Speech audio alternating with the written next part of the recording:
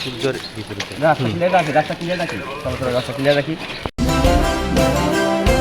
বাংলাদেশের number one still BSRM. আজকে আমাদের কাছে ঈদে আনন্দের মতো একটা উৎসব মুখর পরিবেশে ভোট গ্রহণ শুরু হয়েছে। এই ধরনের একটা দিনের জন্য বাংলাদেশের সকল নাগরিকরা বসেছিল। আজকে আমি শ্রদ্ধা স্মরণ করছি জুলাই বিপ্লবের সকল শহীদদের, যাদের আত্মত্যাগের মাধ্যমে আজকে আমরা আজাদি পেয়েছি, চমৎকার একটি গণতান্ত্রিক বাংলাদেশ পেয়েছি। আমি ভোট দেওয়ার জন্য আমার আম্মাকে সাথে নিয়ে এসেছি, সাথে আমার বোনরাও এসেছে, আমার আব্বু এসেছে, ভাইও এসেছে, পুরো পরিবারের সকল সদস্যদেরকে নিয়ে আজকে ভোট কেন্দ্রে এসেছি। নতুন জামা কাপড় পরে এসেছি। মনে হচ্ছে আজকে আমাদের আনন্দ।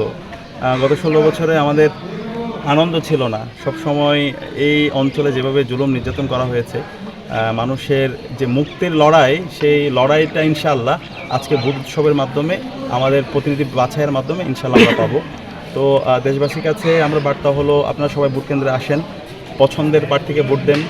ইনসাফের পক্ষে যারা প্রতিনিধিত্ব করে, যারা সত্যের কথা বলেছে, যারা জুলাইয়ের আকাঙ্ক্ষাকে ধারণ করে, যারা সংস্কারের পক্ষে, এবং যারা চাঁদাবাজি, টেন্ডারবাজি, সন্ত্রাস, রাহাজানির বিরুদ্ধে যারা জিরো টলারেন্স ঘোষণা করেছে, এবং যারা 1.5 বছর জুড়ে বিপ্লব পরবর্তী তাদের কথা এবং কাজের মধ্যে মিল রেখেছে, তাদেরকে আপনারা আপনাদের প্রতিনিধি হিসেবে বাছাই করেন।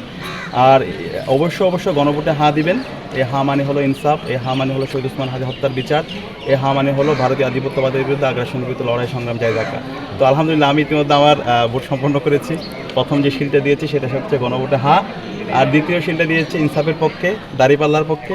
তো ইনশাআল্লাহ যে 4 কোটি তরুণরা আছে এবং বাংলাদেশের এবার যে 12 কোটি ভোটাররা আছে, তারা অবশ্যই ভোট কেন্দ্রে আসবে।